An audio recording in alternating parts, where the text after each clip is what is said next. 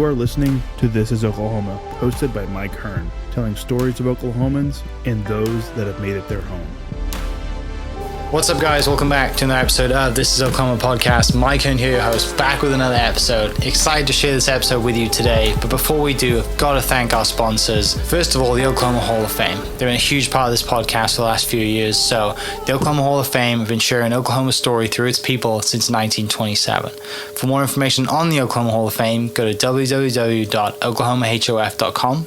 And for daily updates, go to oklahomahof on Instagram and give them a follow. Our other sponsor today is the Chickasaw Nation. Now, the Chickasaw Nation have sponsored pretty much everything in Oklahoma. They're a huge supporter of Oklahoma, and it's an honor to have their name and their brand supporting this podcast. So a huge shout out to Governor Anatoby for supporting this podcast. It really means a lot. Our third sponsor is Diffie Ford Lincoln down in El Reno. Now, this one makes me so happy because these guys are great friends of mine, play a lot of golf together. I've bought my cars from them. Do most of my oil changes down there, have a cup of coffee, hang out down in El Reno. It's a good spot to go. And not only are they great friends, but they provide a great service. So for over 60 years, third generation family owned Oklahoma business down in El Reno. They're also in Bethany as well. So people in the Bethany area know the Diffies really well. But if you're looking for anything new, used, Ford, Lincoln, or whatever, I'm sure they could find anything you want. Check them out, diffieford.net, and then on Instagram at diffiefordlincoln. This episode is brought to you by the Doghouse OKC. Recently, I have been in need of some doggy daycare for my two pups, and the Doghouse have come in clutch. The team over there are incredible. They've taken care of my two golden doodles, and so it's been an honor to partner with them on the podcast and share the love. And the one thing that I do with the sponsors that I have is stuff that I use and recommend, like the Diffies with my car, Hall of Fame. They're awesome. Citizens Banks, where I bank. Chickasaw Nation, huge supporter of Oklahoma.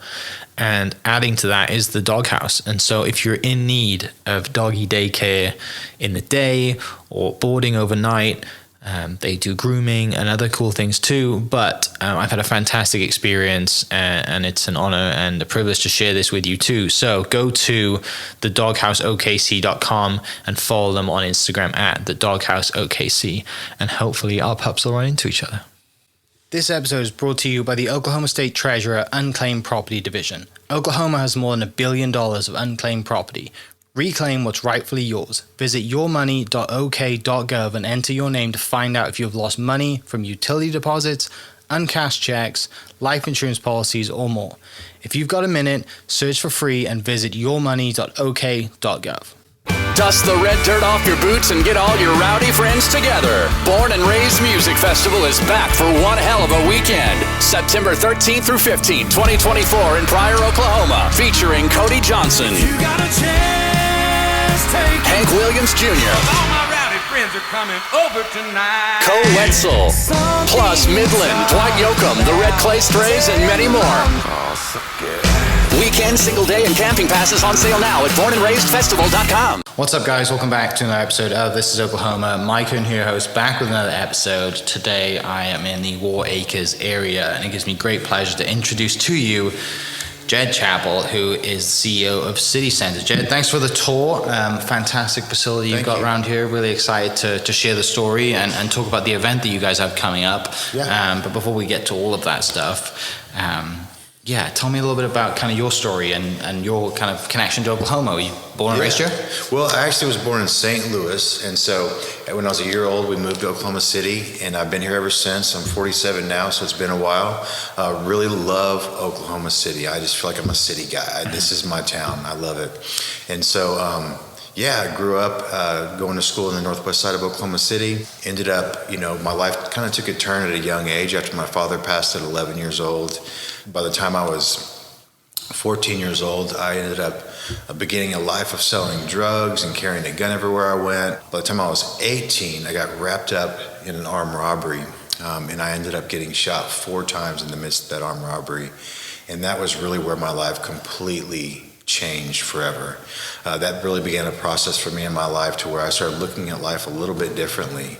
And eventually I was sentenced to 47 years in prison at 19 years old. Went to prison and miraculously only did 8 years in prison But in that time frame, I really started realizing, man, there's a greater purpose for my life, that all this madness that I experienced, all the chaos that I was living in, actually had purpose. It could actually be leveraged for something good. And so eventually I became a pastor, started pastoring at a church, was the community outreach pastor at the church I was at, going back into the communities that I was actually poisoning at one point in my life, and trying to restore hope and bring relief and restoration. So, and then from transitioning from being a pastor to now being the CEO of City Center and operating a resource center that's in a neighborhood to serve people that were in the same, a lot of times kids that were in the same situation I was in growing up. Wow, there's a lot to unpack there. There's a lot there. But, obviously related to what you do today, like you have, you have the personal experience for what some of these kids are still going through. You could really relate, which is very hard. I mean, fortunately for you, you got out and you're making, the best of what you have, and having, I can't imagine what it's like being shot and thinking my life's over and having a second chance, right? Yeah. And then thinking I have a second chance, but I'm now sentenced to a small box for 47 years. And I guess let's go back a little bit. So obviously seems like dad passing was the catalyst to everything kind of going downhill. Yeah, it really was. So my dad, to me, he was 10 foot tall and bulletproof. He always was very solid and consistent in our family. My older three brothers, I think, saw the worst of him. And so as they saw the worst of him before I came along, they started living a similar life that he lived before I was born. And so by the time I was born, he was not living a life of, he was an alcoholic before I was born. He was, running around doing a lot of things that were not conducive to being a family man. I'll just say that. Yeah. And so I think my older brothers saw that. And so transitioning from his passing away, my older brothers were really wrapped up in drugs and alcohol. And I saw the effects of that on my mom and my family at the time. And I have a sister as well who was affected by that, I'm pretty sure. But I actually started selling drugs for one of those older brothers. And so that was 11 years old, my father passes. 14, I started selling drugs and put a gun in my hand. And I was just really an angry young person. I was just very angry, mad at the world, didn't have any direction or guidance. And I always say there's two different types of mentors in the world. There's a mentor that will lead you down a positive path, and there's a mentor that will show you how to live in the streets and operate in those spaces as well. Yeah. I chose the latter, and so got attached to a group of people that were helping me manage my street pharmaceutical business. Yeah. And so I learned a lot in that process. But yeah. So that's kind of what my life looked like, growing up. Yeah. Looking back, it all sort of makes sense to you, right? It's a product of your environment. There is, and it's so important to have someone in your life at all times that can just kind of, as a figure there, right? As a mentor. We have different words for it, right? Most people call them mentors, peers, whatever it is, but a strong figure in your life that, could be a really good friend that comes from a good family, or, just to say, hey, I know your environment isn't great right now, but come have dinner with me and my family. Sure. Whatever it is, right? And that's, obviously a lot of things that you guys kind of provide here as well, but when you're 14 years old, and you're like, you probably think you're bulletproof again. You're like the coolest thing in the world, right? And you look up to your older brothers, like most younger brothers do, and like, I want to do what they do because they look like they're having fun, they're cool, they get to walk around, people respect them. Every little circle has got its kind of, ways that people kind of stand out. And, looking at being the youngest, there's unfortunately, there wasn't much like in the way of not taking you down that path. Sure, that's true. Yeah, I was surrounded by an environment that really was, focused on negative things. It felt like, and I will say this: there was a lot of love in those circles, though. Yeah. There was a lot of love in the circles that I chose to run in, and so I think that's part of the draw for a lot of kids these days is that they want a sense of belonging. I know I wanted a sense of belonging, a sense of family, a sense of someone that really took me in and felt like I was part of their inner circle, and so I gravitated towards that. And so we here at the City Center today, because of that experience that I've had, we want to create a safe space. We want to create an environment that's welcoming, that says, hey, you belong here, and guess what? We're going to show you, we're going to give you access to resources that otherwise aren't accessible to you right now, which a resource of leadership development, a resource of financial literacy, a resource of just another human being to connect to, that's positive, that wants the best for you, that's not trying to manipulate you for their good. And so that's kind of why we do what we do. So.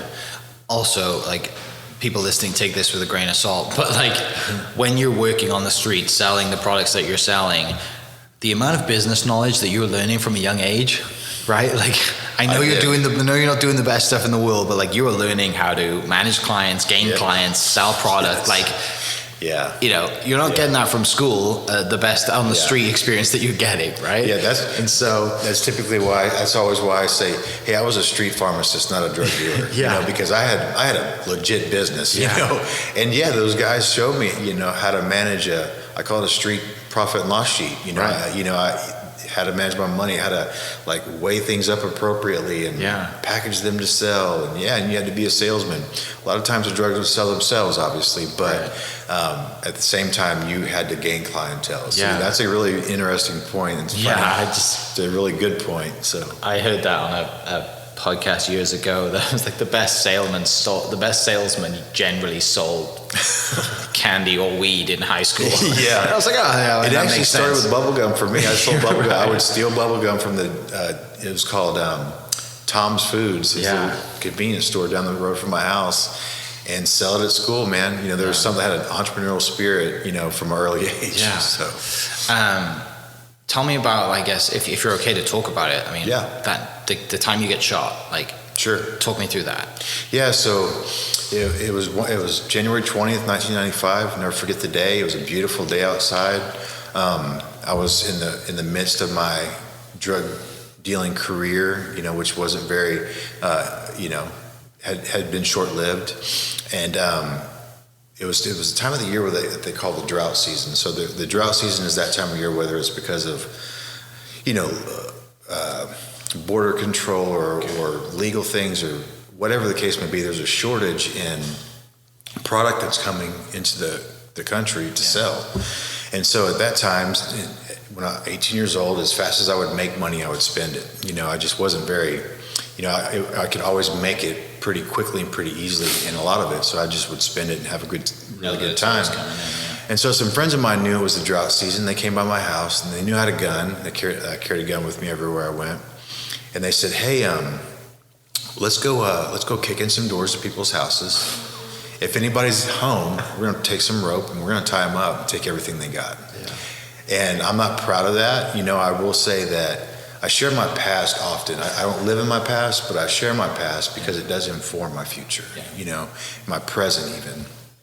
And so it helps me kind of understand who I am based off of who I used to be. And so I was like, let's go kick in some doors to people's houses.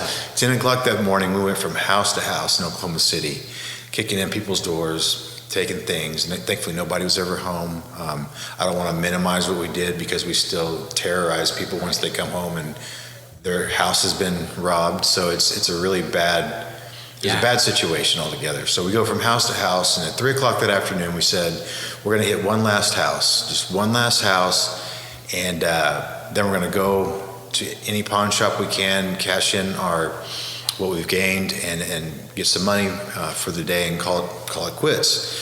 So we go to one last house, and I'll never forget, it was me and 3 friends. One of those friends was a girl who was driving the getaway car.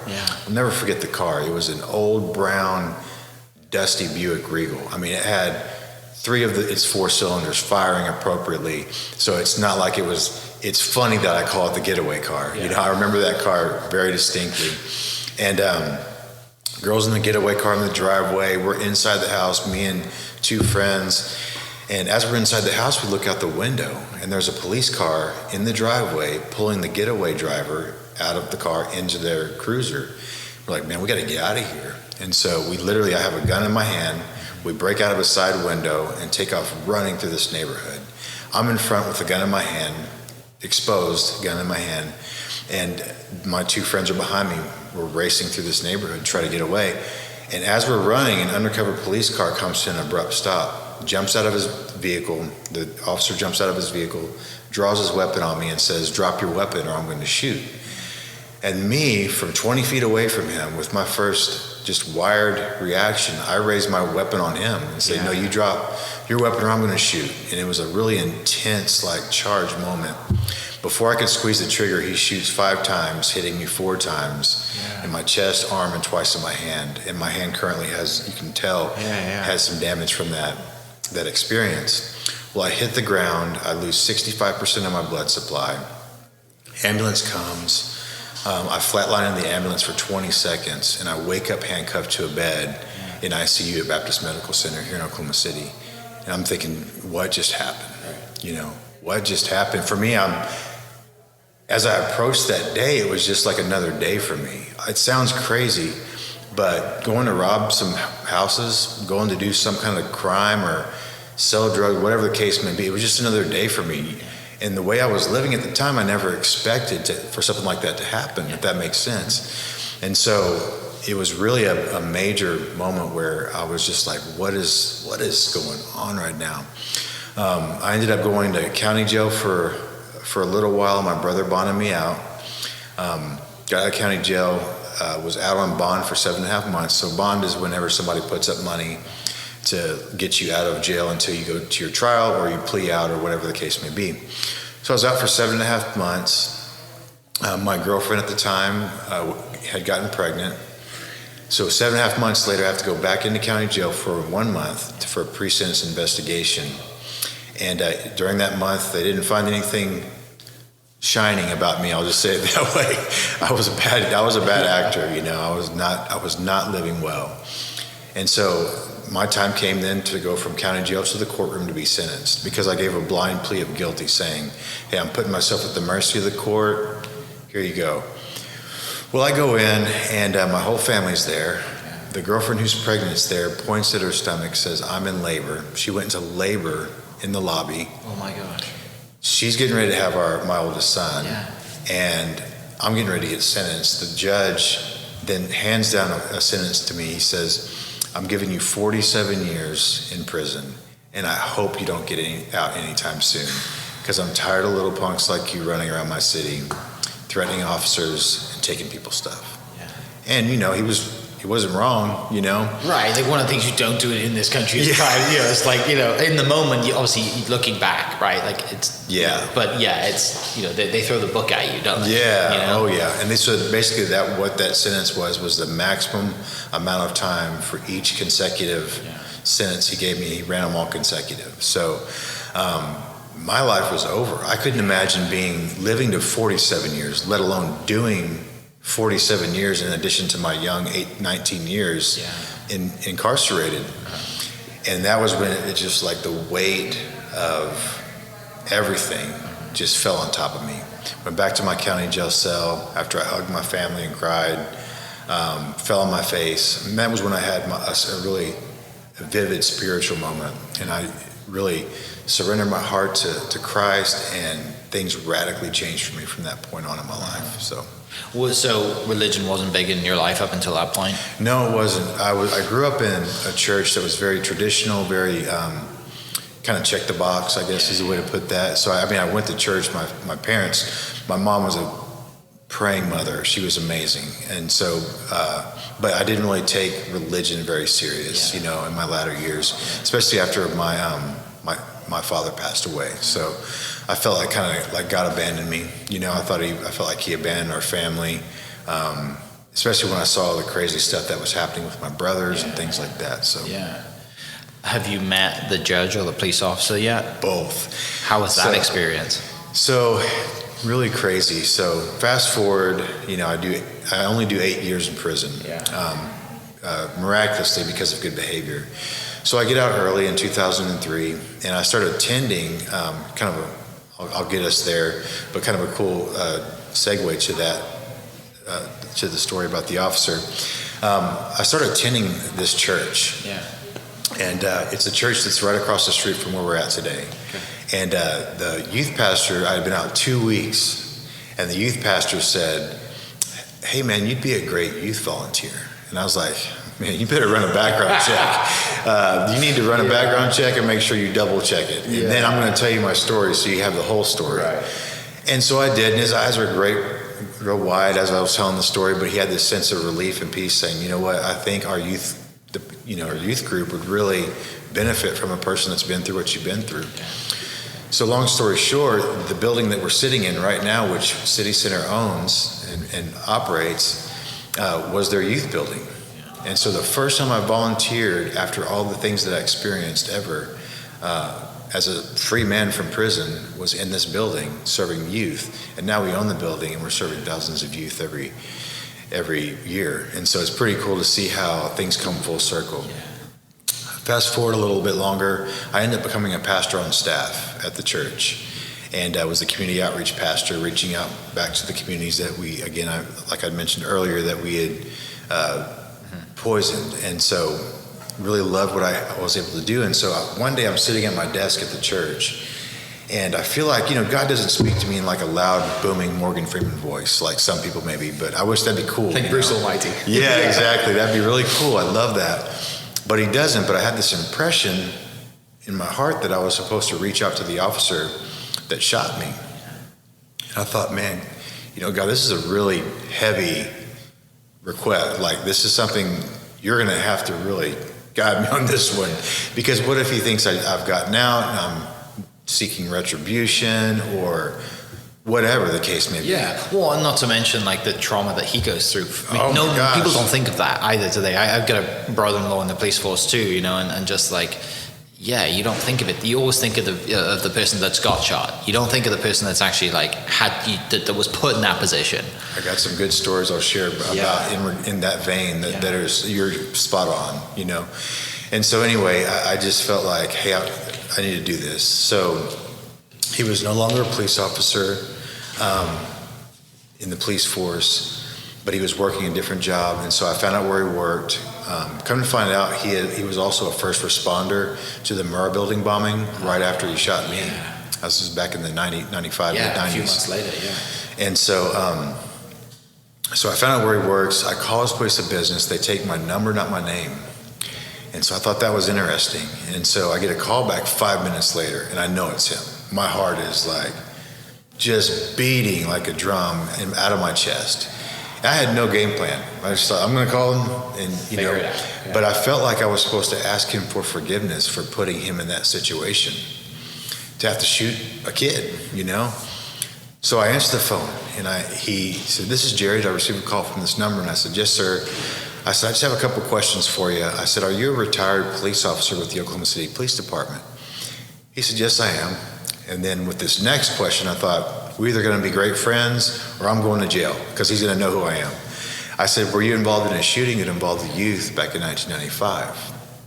He got real quiet and said, "Yes, I was involved in a shooting like that." And I said, "Well, sir, my name is Jed Chappell, boy then, man now that you shot."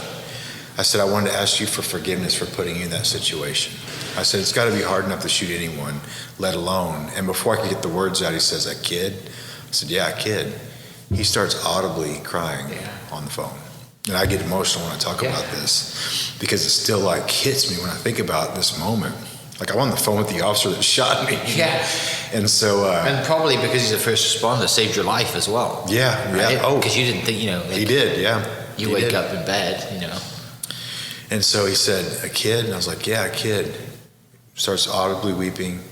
And then he says, "Jed, he said, I felt like I've needed your forgiveness this whole time." He said, "I felt like I was too excessive. I felt like I was this, I was that." Starts running down a list of things where he felt like he could have done differently. And I said, and I respectfully stopped him. I said, "Sir, you did exactly what you're trained to do." I said, "I was about to kill you.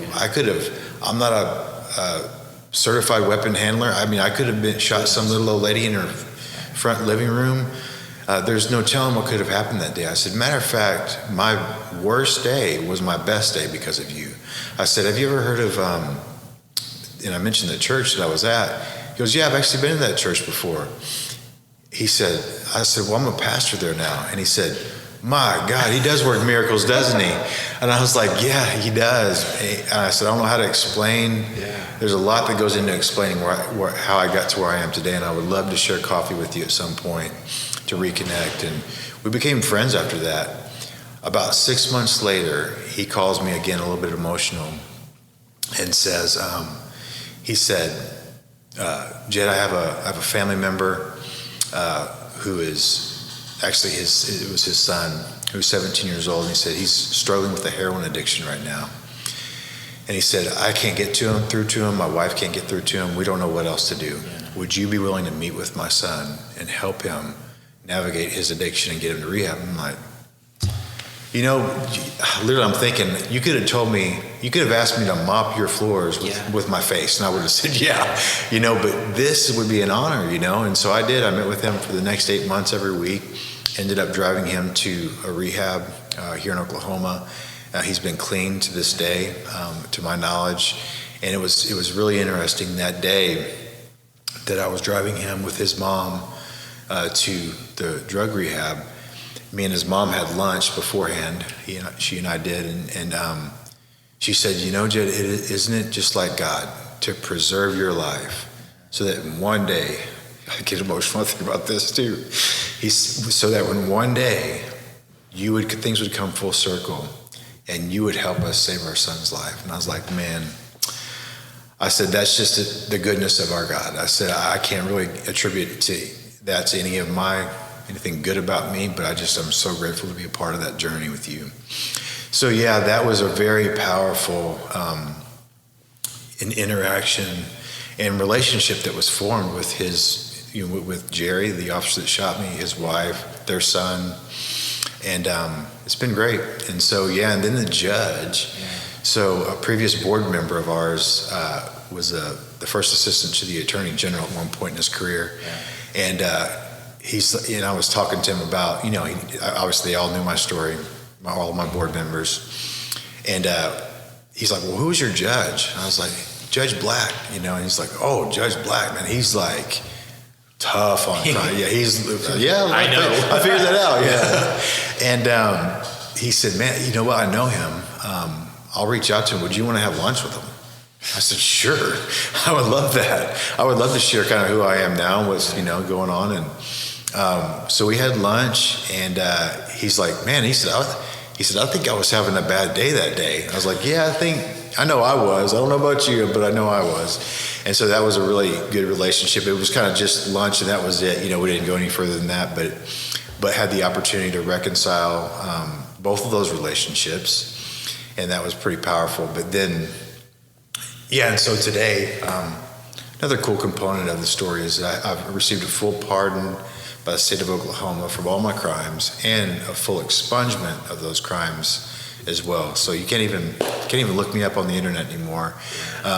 Which I thought about that. I thought, man, I should have downloaded my rap sheet to make sure I keep my street cred. Just to have it. Yeah. I'll be like, I did that still. Yeah. So anyway, I'm not ashamed of it, because it's a story that I've seen be leveraged for good. Yeah. So. Yeah, it shaped who you are, right? Yeah. And as bad as it was, and the things that you went through, and the things that you put other people through, you've dedicated your life since then to making it right and as better as you can, right? And sure, you can't take away the things that you've done, sure. But every day the things that you do here at City Center, and it works towards that, and obviously full circle moment with the Jerry's son. Mm-hmm. Yeah, I mean, that was powerful. Yeah, it was really powerful. I'm really grateful for that, and just having that opportunity. Yeah. So you were right across the street then. That's what gets you kind of in this area. Yeah.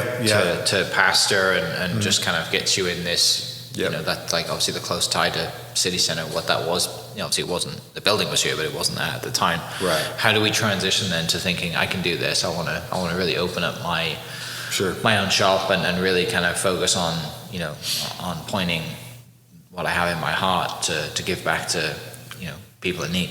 Yeah, so I moved away to Minnesota in 2014 for about a year and a half to help a friend with a church plant up north. And so I was up there, and I immediately started realizing, man, I miss Oklahoma City. I mean, I love I love my city, and I saw it on my Facebook feed, me and my wife both, of different situations like social issues, like homelessness is increasing. Lack of mentorship for youth is at an all-time high. Our kids in this country are, I feel like, endangered, not just at risk. They just have such a lack of guidance in certain scenarios, in certain contexts. And so I just felt this pull back to Oklahoma City. And so the pastor up there that was a good friend of mine was super supportive and supported us on the way out the door. Matter of fact, one of the first checks that we received was from them, and so that was awesome. But my friend here, who is the lead pastor of a church, his name is John Chastain, he said, man, I tell you what, he said, what would you say if I gave you the opportunity to occupy our building, that's a building that we have across the street, at a low rent cost, help you raise some seed money to get things started, to do what you've always wanted to do, this is something that I've always been really passionate about, is doing community work in the community through a resource center of some kind, just a safe space, a hub for families and young people to come to. And 2 weeks later, I was on the road back to Oklahoma City. And so I had this vision inside me for a number of years, just because I had traveled to Los Angeles and been to the Dream Center and was inspired by that and inspired by other, different types of youth centers and resource centers.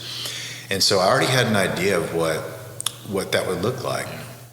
And so I thought, we need to boil things down to like the most relevant needs that exist in this community. And so we interviewed, when we came back, we interviewed every single chief of police, every school counselor, every principal, anybody that's doing anything in the community. We asked them, like, hey, what are the things that, if you were me, you would focus on?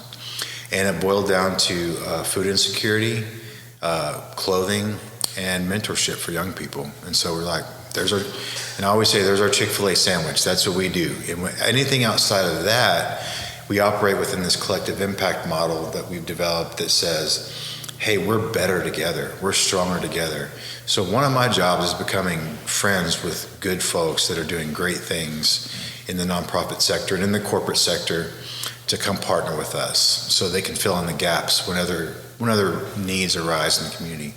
And so that's kind of how it all began. It started, we actually opened our doors November 2017, and we haven't looked back since. Yeah, that's, and your wife, Julie, you obviously previously met her leading into this as well. Yes, we met back that was in 2003 when we met. So I was fresh out of prison when I met her too. And that's a beautiful story of us just, connecting at church and, having moments of just like, we talked in the parking lot after church for months, every night after church. And I was so nervous to be, around a woman, because obviously I've been incarcerated for a long time. And so she was like, is this guy like really interested in me? Because I wouldn't make a move, And so anyway, we ended up getting married, and man, it's been great. We've been married 20 years now. Yeah. So congrats, that's awesome. Thanks, man. Shout out to Julie, because she's here. She just doesn't want to be on camera. Yeah, right. So you're the camera guy. So. No, she is doing great. Yeah. So opened in 2017.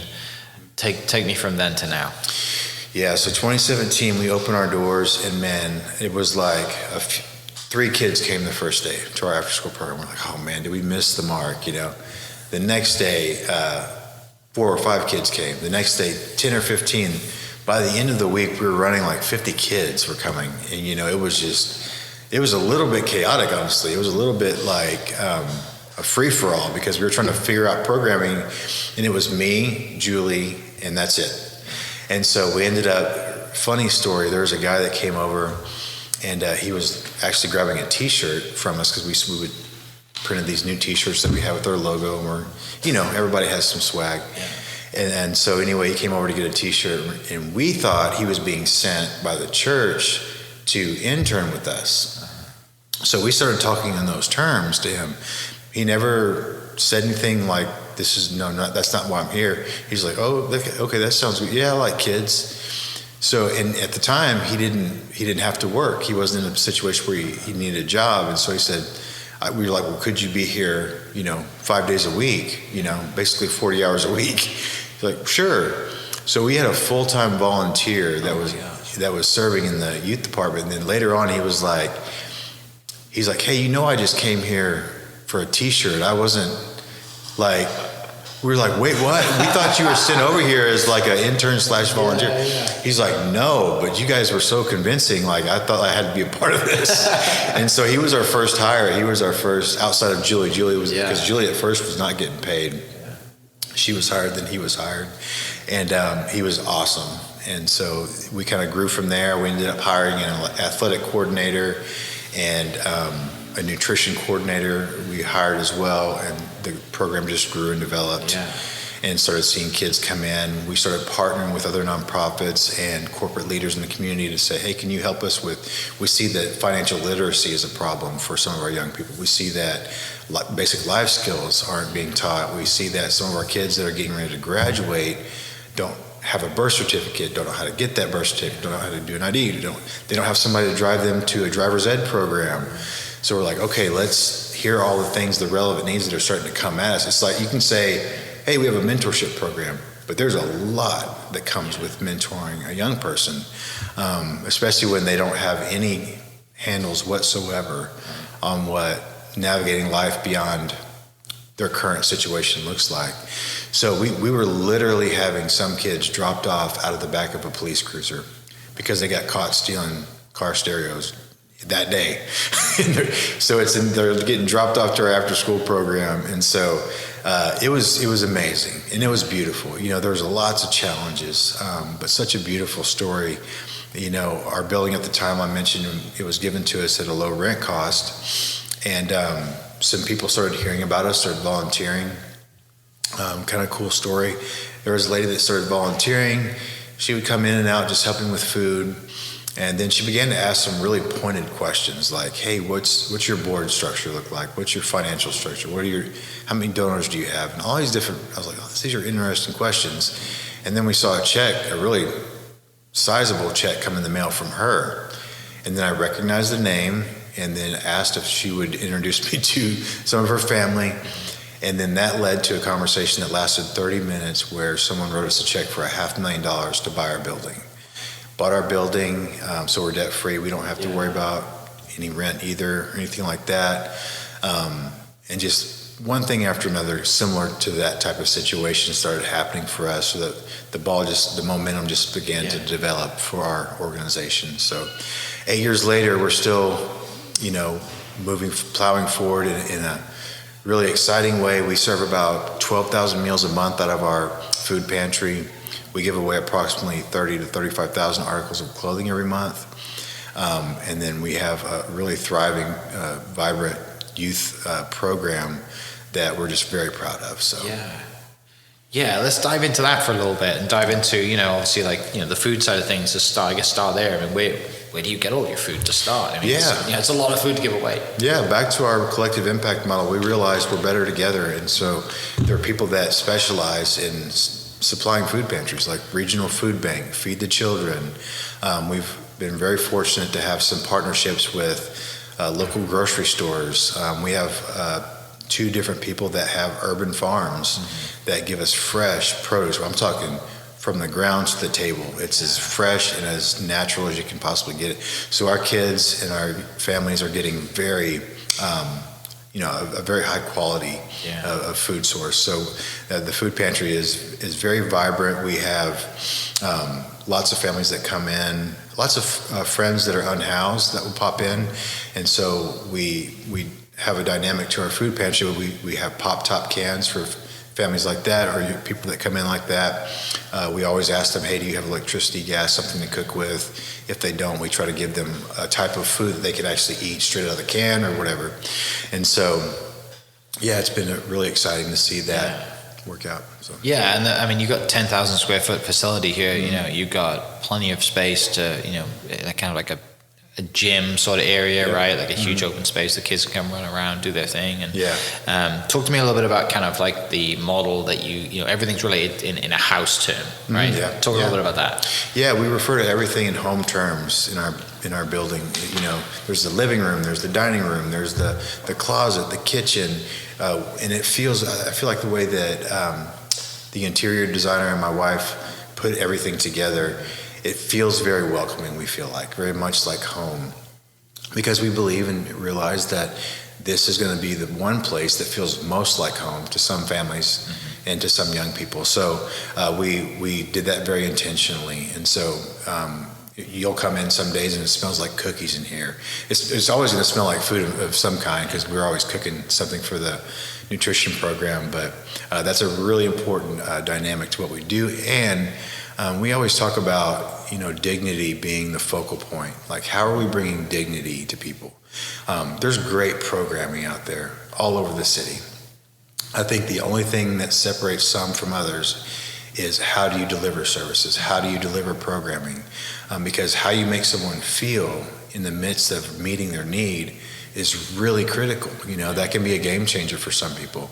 And it has been. So I feel like because of that approach of dignity first, like how can we serve people low to no barrier to entry to any of our programming, we see families that have come back to actually contribute and to serve. And so it's again, our mission is to create empowered pathways to relief and restoration.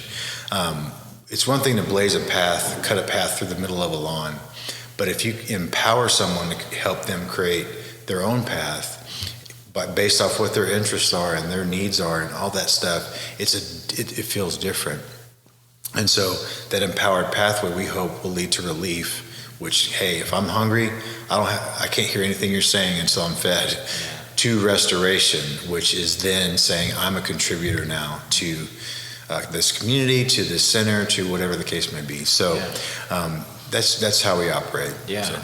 And, you know, I love the fresh produce side of things too, because a lot of, you know, kids growing up or people in this situation, you know, I did the regional food bank kind of young professionals for 1 year, and one of the things that stood out to me, there was an example of a kid who'd been given like a fresh peach. And they were like, what is that? We get that. And the person was like, it's a peach. And I think the child said, well, peaches only come out of cans, right? Because that's all they'd know. And, you know, the fact that you're getting straight from the ground, like the educational side of things too, and also tying that into, you know, the store that you have here and the financial literacy side of things that you're teaching these kids as well. You know, you're not just like giving free food and clothing, like you're really educating the people that come through this building.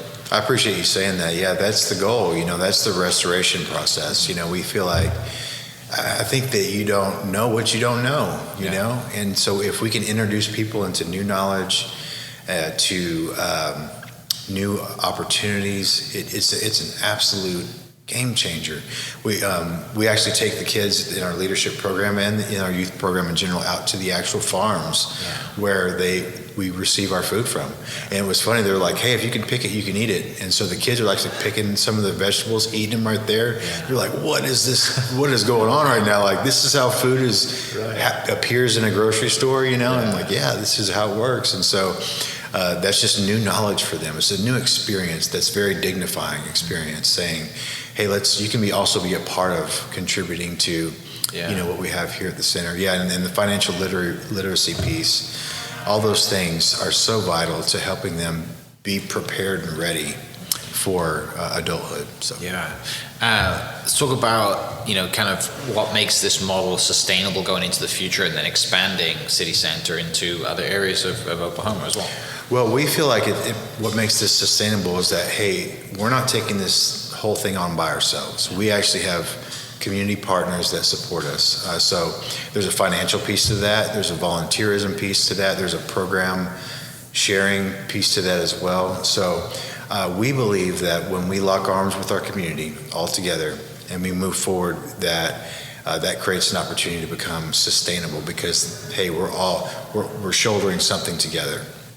So I think that that's a really big part of what makes this sustainable and viable. And I think that, you know, it'd be really nice to say at one point, what if the center didn't have to exist? What if we found a path to restoration that says, oh, this can be used as something different now for the community. Yeah. That's our hope. Our hope isn't to say that we'll always operate the way we do. We hope that we evolve, and that we are meeting needs in a different way in our community. Unfortunately, the way the world is currently set up, it feels like we'll be doing this for a while, So the good news is we have great partnerships and great collaborative efforts to get with other people. So yeah. And finishing up, for people listening that can directly get involved, I'll put the link to the website, and they can if they feel the need and want to get involved, and they can go to that link. But more kind of currently, you have an event coming up. Yeah. Tell me about the event. We're really excited about this year's event. So every year we do a gala. In previous years, it's been at the Jones Assembly downtown, which they were an awesome venue, awesome folks that we got to work with. Graham Colton, great guy. We outgrew the space. So now we're at a place called City and State Venue and Events.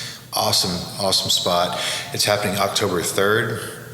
Doors open at 5:30. We do have an opportunity for people to sponsor tables. If you're a business that wants to sponsor a table, you can get in touch with me, and I'd love to talk about what that looks like. There's also individual tickets that can be purchased as well. Yeah. And so if you actually go to okcitycenter.org, the link to that registration page is right there on a banner on the front of our webpage. So we'd love to have anybody maybe you're just interested in hearing more about who we are and what we do. Yeah. We're going to tell stories about some of our young people that we get to serve and the things that they've overcome. It's going to be inspiring. The food is going to be incredible. It's going to be really, we've kind of like set up what the food is going to look like. It's going to be amazing. So, and think this, it's high-end date night. It's not a stuffy black tie event. It's a high-end date night where you can have a great time with your partner and just have a blast. So we'd love to have anybody that's interested. Yeah, I'll put the link for that in the description down below. People can come check that out. And I'm sure you get this a lot. People come to you and it probably feels strange for people to thank you for what you've done, right? Because of all the things that you went through to get here. But life could be a lot different.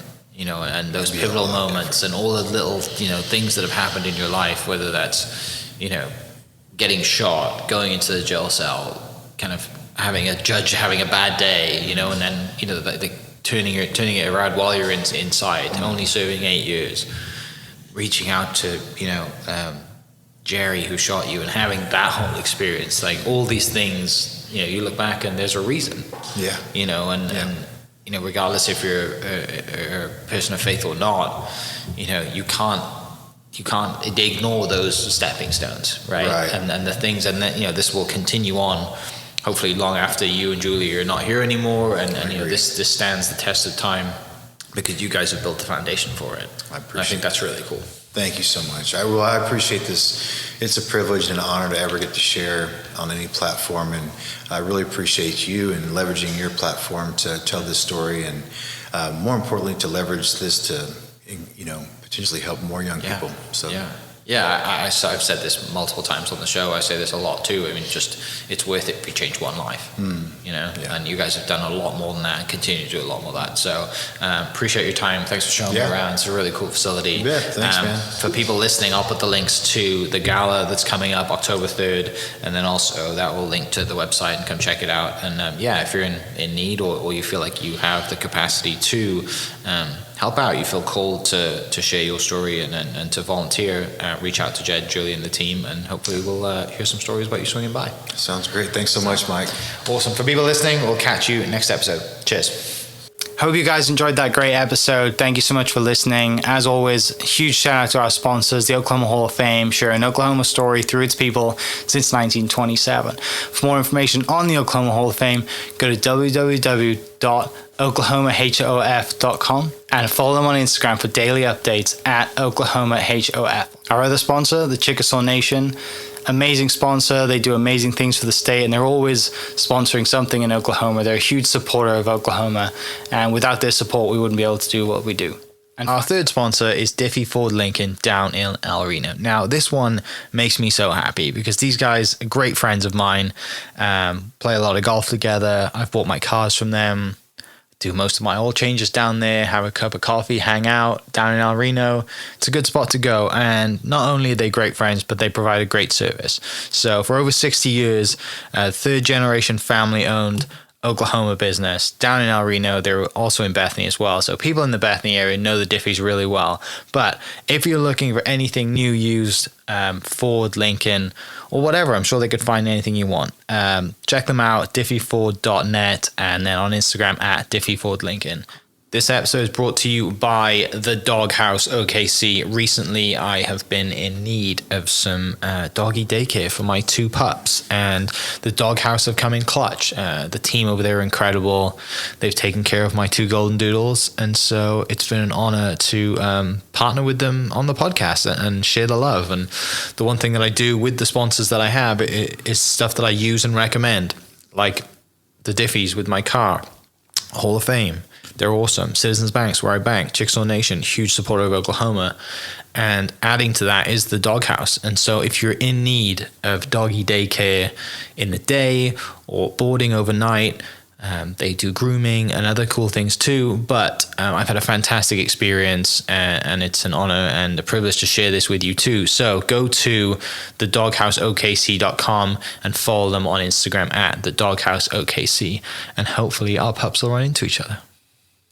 This episode is brought to you by the Oklahoma State Treasurer Unclaimed Property Division. Oklahoma has more than $1 billion of unclaimed property.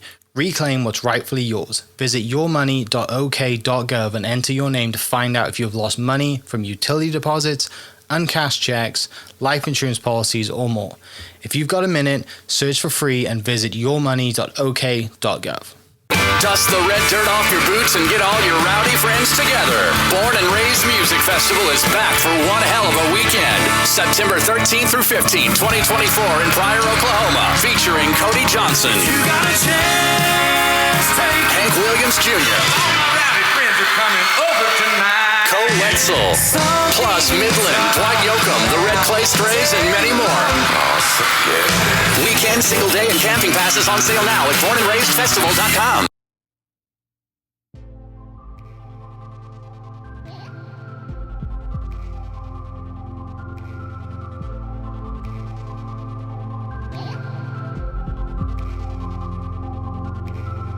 Thank you for listening. We are inspired by those around us and hope that you are too. Make sure you subscribe to this podcast on your favorite podcast platform and leave us a review so we can keep telling your stories. For more great Oklahoma content, follow This Is Oklahoma on Facebook and Instagram.